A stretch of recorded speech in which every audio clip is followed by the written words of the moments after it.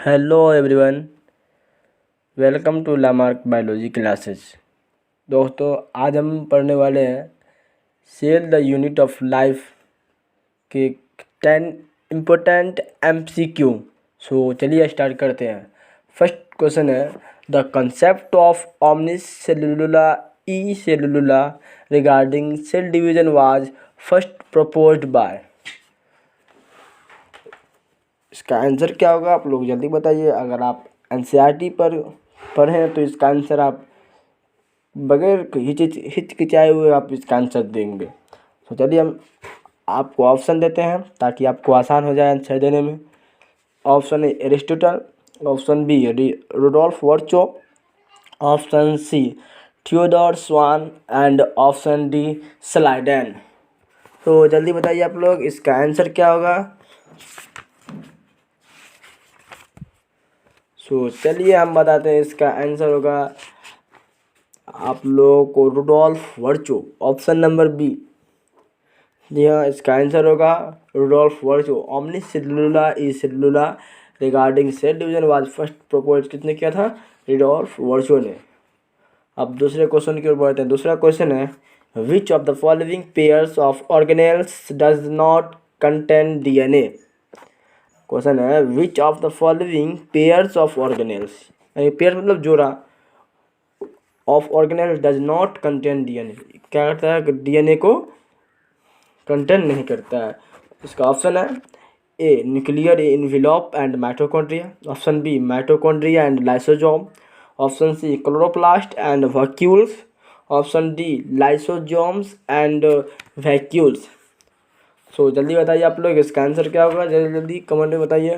अगर आप NCERT पर हैं तो इसका आंसर आप चुटकी में इसका आंसर दे सकते हैं। चलिए हम बताते हैं इसका आंसर होगा आप लोगों को option number D lysosomes and vacuoles. अब अगले क्वेश्चन की ओर बढ़ते हैं। अगला क्वेश्चन यानी कि तीसरा क्वेश्चन है, the Golgi complex participates in. Question है, the Golgi complex participates in, option A में fatty acid breakdown, option B formation of secretory vesicles, option C respiration in bacteria, option D activation of amino acid.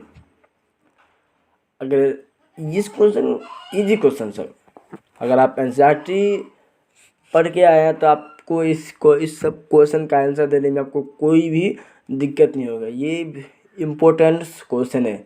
ये question NEET 2018 में पूछा गया question है। तो चलिए बताते हैं इसका आंसर। इसका आंसर होगा option number B formation of secretory vesicle, option B इसका आंसर होगा द गोल्जी कॉम्प्लेक्स पार्टिसिपेट्स। इनका आंसर क्या होगा? For formation of secretory vesicles. अब अगले क्वेश्चन की ओर बढ़ते हैं। क्वेश्चन नंबर ये आप लोगों को होगा चौथा।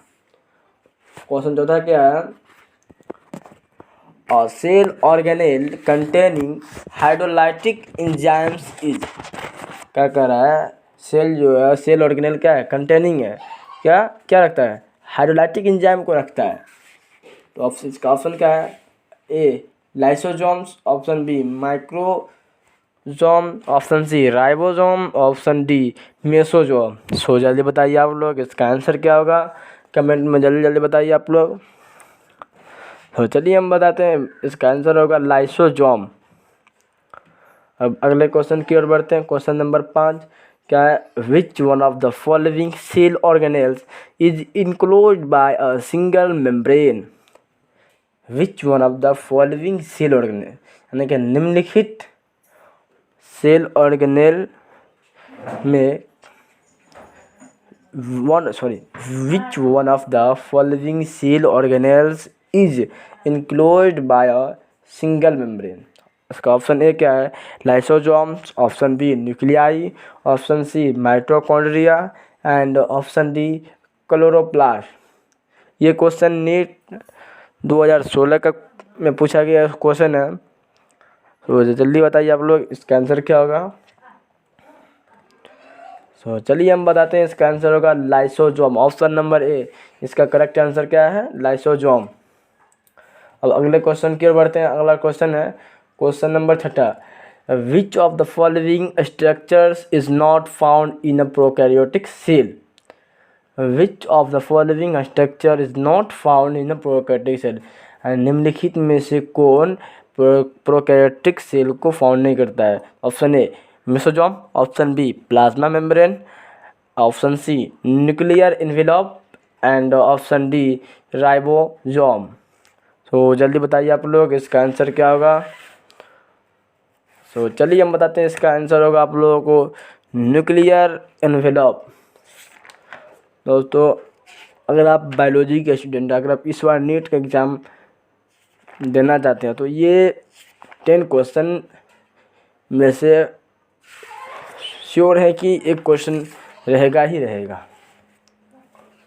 तो चलिए अब 7वें क्वेश्चन की ओर। 7वां क्वेश्चन है, which of the following is the largest isolated single cell. निम्नलिखित में से कौन सबसे बड़ा सिंगल सेल है और आइसोलेटेड सिंगल सेल है।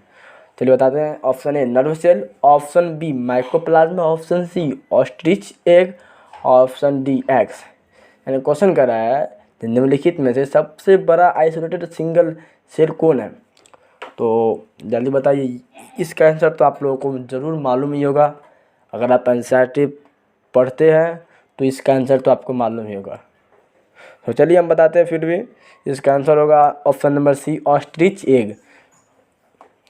अब अगले क्वेश्चन की ओर बढ़ते हैं। अगला क्वेश्चन है, many bacteria have a small circular DNA outside the genomic DNA, these smaller DNA are called. इसका ऑप्शन है plasmids, option B plastids, option C plasmids, option D prophage. Option A में है फास्मिड्स, ऑप्शन बी में है plastids, option सी में है plasmids, option D में prophase.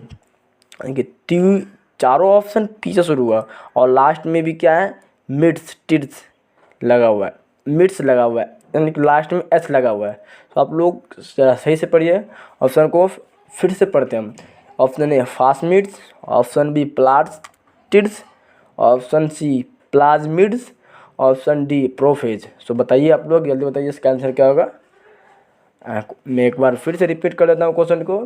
Many bacteria have a small circular DNA outside the genomic DNA, these smaller DNA are called.